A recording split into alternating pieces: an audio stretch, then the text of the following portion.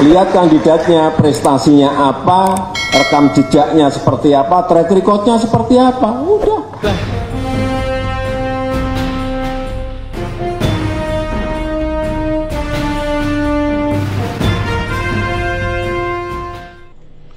Assalamualaikum warahmatullahi wabarakatuh. Teman-teman, jumpa kembali dengan Enjoy Channel, channel yang membahas berita teraktual, terhangat, dan sedang menjadi perbincangan publik. Sahabat Enjoy Channel, kali ini yang akan kita bahas mengenai calon presiden di 2024. Kalau kita lihat teman-teman, persiapan Pak Anies Baswedan ini sudah sejak awal mempersiapkan diri sebagai calon presiden. Bahkan sebelum Prabowo dan Ganjar deklarasi sebagai calon presiden, Pak Anies sudah dideklarasikan oleh Partai Nasdem. Jadi memang Pak Anies yang pertama ini dideklarasikan sebagai calon presiden. Kemudian diusul yaitu Ganjar Mahfud MD, dan yang ketiga yang terakhir adalah Prabowo Gibran Raka Buming Raka. Dan pada posisi Gibran ini yang sekarang menjadi pembicaraan. Karena naiknya Gibran menjadi cawapres ini berkat keputusan MK, di mana dalam putusannya syarat calon presiden wakil presiden usia 40 tahun atau sudah punya pengalaman atau sedang menjabat sebagai kepala daerah yang dipilih lewat pemilu. Nah, itulah yang menghantarkan Gibran untuk maju menjadi calon wakil presiden mendampingi Prabowo yang akan berkontestasi di 2024. Namun demikian teman, kalau kita lihat apa yang pernah disampaikan Pak Jokowi mengenai calon presiden, mengenai pemimpin masa depan, tolong lihat dulu rekam jejak. Artinya kita harus melihat rekam jejak. Bagaimanakah pengalamannya ketika dia menjabat sebagai kepala daerah misalnya. Itu kan ada rekam jejaknya. Kalau kita lihat misalkan Ganjar Pranowo pernah menjadi gubernur Jawa Tengah 2 periode. Namun kalau kita lihat angka kemiskinan cukup tinggi di Jawa Tengah. Semasa Jawa Tengah dipimpin oleh Ganjar Pranowo. Kemudian kalau kita lihat Anies Baswedan teman sebagai gubernur Jakarta, yang ini cukup berhasil ketika memimpin DKI Jakarta. Karena di Jakarta tentu persoalannya lebih kompleks teman, ini di Jakarta.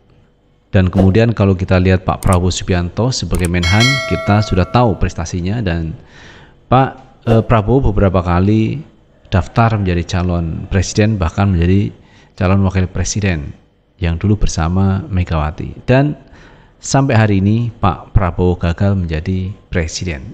Apakah 2024 ini keberuntungan dari Pak Prabowo Subianto? Tentu, dan tentunya kita menunggu di Pilpres 2024 siapakah yang akan diberi amanah oleh rakyat Indonesia yang akan memimpin bangsa ini. Apakah Ganjar, apakah Prabowo, atau Anies Baswedan?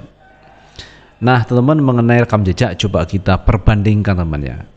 Kualitas dari seorang Ganjar Pranowo dan Anies Baswedan ketika diberi pertanyaan oleh seorang duta besar asing dalam bahasa Inggris. Bagaimana jawaban Ganjar dan bagaimana jawaban Anies Baswedan? My name is Kanasugi Kenji, Ambassador of Japan. Thank you very much, Pak Ganjar, for your insight. And before posing the question, allow me to express my sincere appreciation for your receiving our emperor when His Majesty visited the Borobudur Temple. Your gesture was very much appreciated. My question is rather abstract, but what kind of changes you're going to bring about your foreign policy compared with the existing foreign policy under President Joko Widodo? Of course, within the framework of free and active foreign policy, a lot of things will continue. But what kind of changes are you going to bring about under your presidency? Thank you very much. Terima kasih Pak Dubes.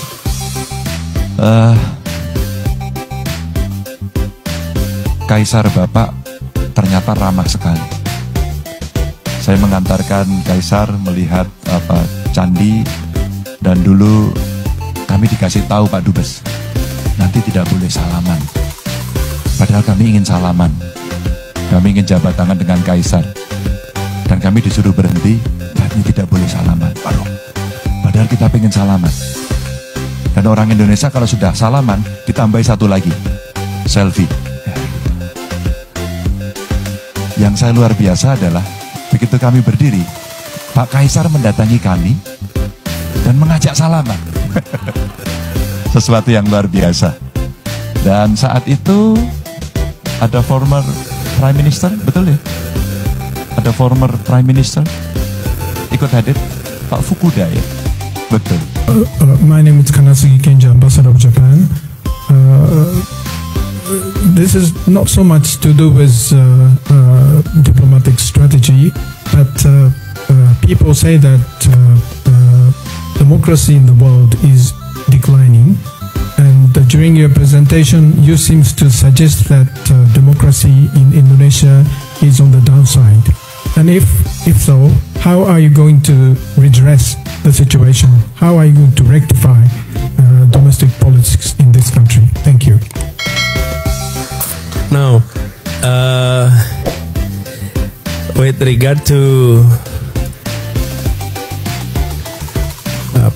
Pak Dubes Japan on quality of democracy can translate into various different indicators, Pak.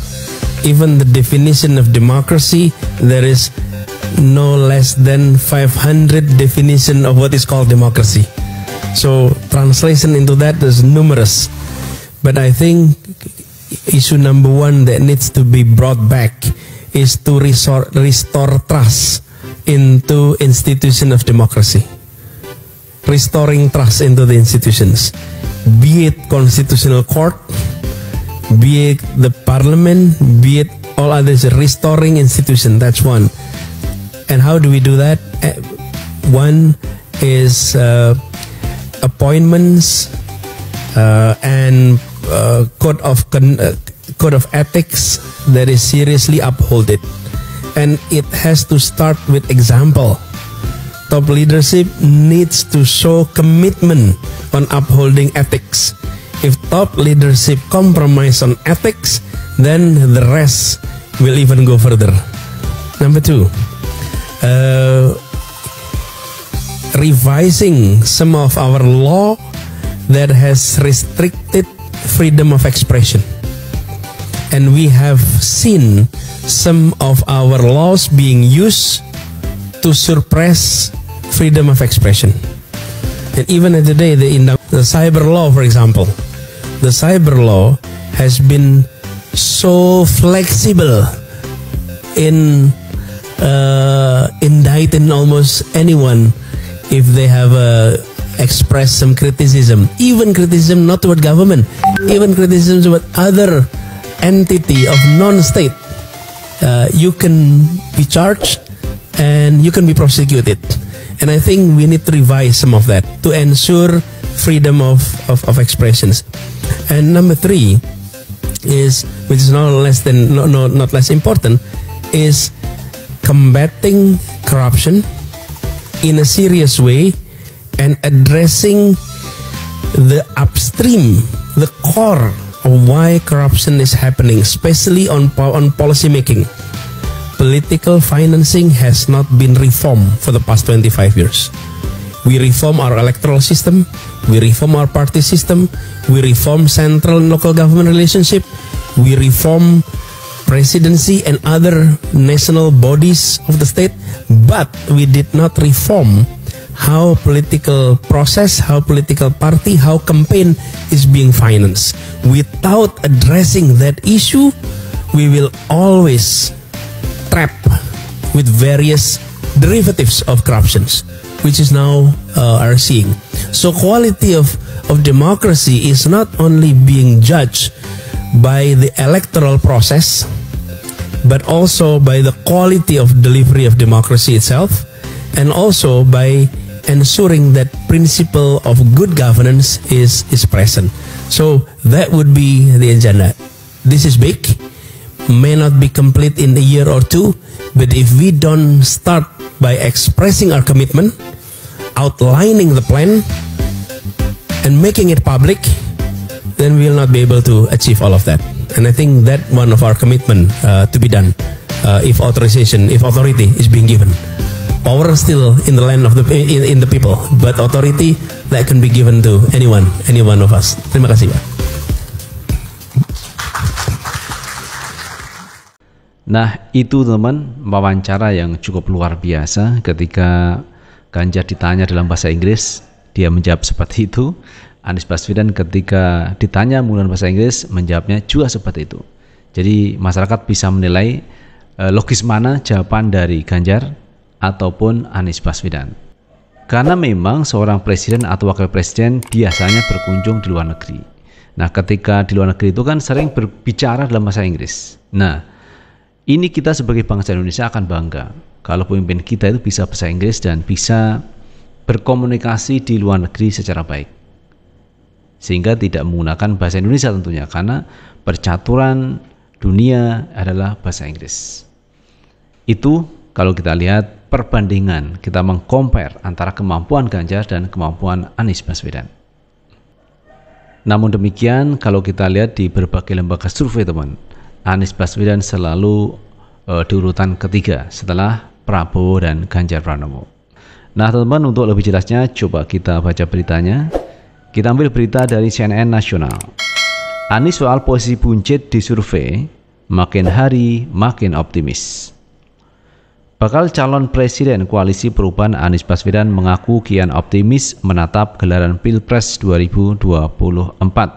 Sekalipun hasil survei Populi Center dan Carta Politika menempatkannya beserta cawapresnya Muhaimin Iskandar di bawah dua pasangan lainnya alias paling buncit.